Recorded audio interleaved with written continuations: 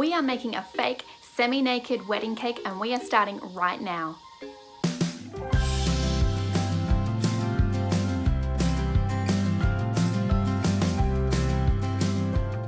What's up you guys, welcome back to my channel. My name is Jenny and I am that props girl. This is the first video for the new year 2021.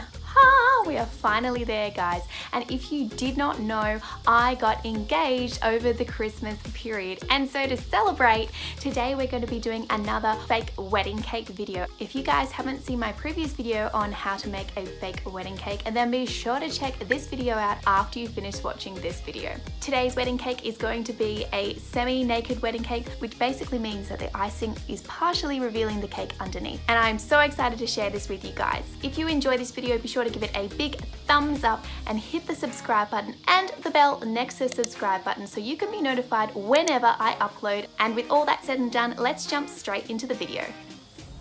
Alrighty you guys, so the first thing that you're going to need are some dummy cake rounds. Now they come in either one piece like this, and I got this in Spotlight, or they come in separate pieces like this, which are kind of like layers in a sponge cake.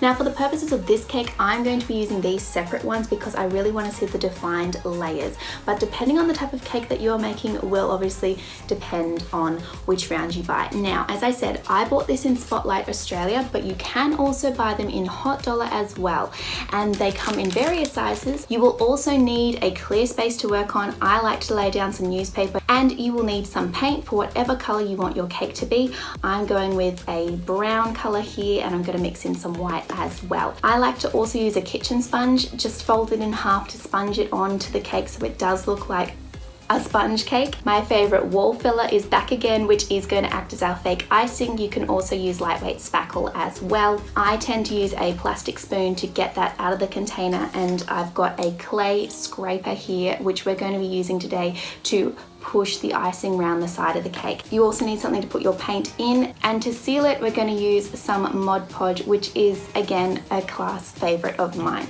I've also got a Lazy Susan here which is covered in Glad wrap just to protect it so it doesn't get any paint or anything on it, because this is a Lazy Susan that I have in my house. Finally, you will also need a hot glue gun. Now I've stacked up my cake tiers ready to go, and while my hot glue gun is heating up, I'm going to take a pencil. I'm going to draw around this top layer just so we get a blueprint of where we want to glue it, and we know it's in the center, we've measured it, and it is good to go. I'm going to go in with my hot glue gun and glue all the layers together.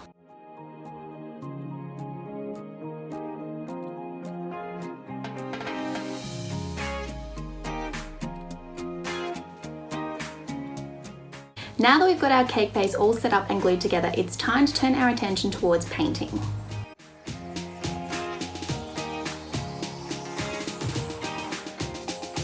Once that's all mixed up, we're going to take our kitchen sponge, dip it in our paint, and we're just going to sponge it all over the cake.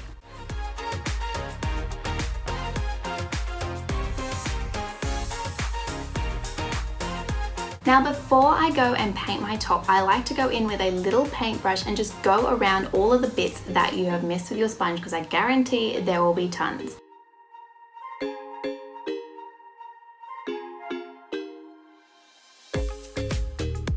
While that's drying, this is a perfect opportunity to say wedding cakes can be expensive. I'm planning a wedding myself, and so I understand firsthand just how astronomical the price can be. And half of the time, the majority of the guests don't even eat the whole cake anyway. So you may as well cheat and make the bottom tier fake, because who's gonna know anyway? Let me know in the comments down below, 1, if you're getting married this year, because I wanna know who my other bride tribe are, and 2, if you're planning on doing a little sneaky fake cake for your wedding. Okay, so now this is dry, we're going to go in with my favorite wall filler, and I'm going to use a spoon. I'm just going to spoon it onto the cake, and I'm going to try and cover it as best I can, and then use a scraping tool to scrape around and turn it around with the Lazy Susan.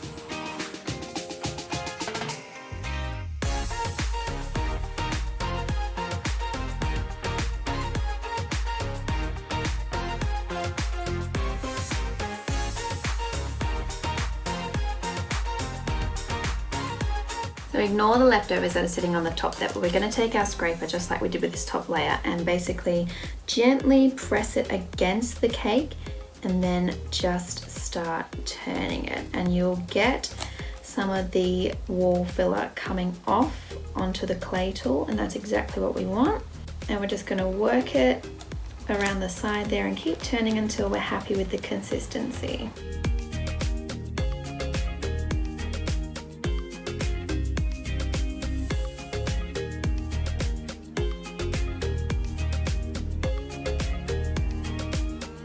Once that's done, go in and either fill in or scrape off any excess bits that you want to fix, and then set it aside to dry for a couple of hours.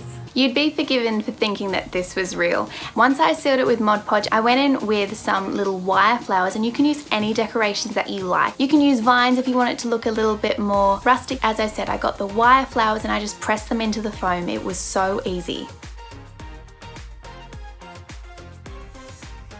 If you guys want to follow along with more of my DIYs, then head on over to my Instagram at thatpropsgirl and follow me over there so you can see all that I'm getting up to. I hope you guys enjoyed today's video. Be sure to hit the like and subscribe button and the bell next to the subscribe button to stay up to date with all of my future uploads on this channel, and I will see you guys next time.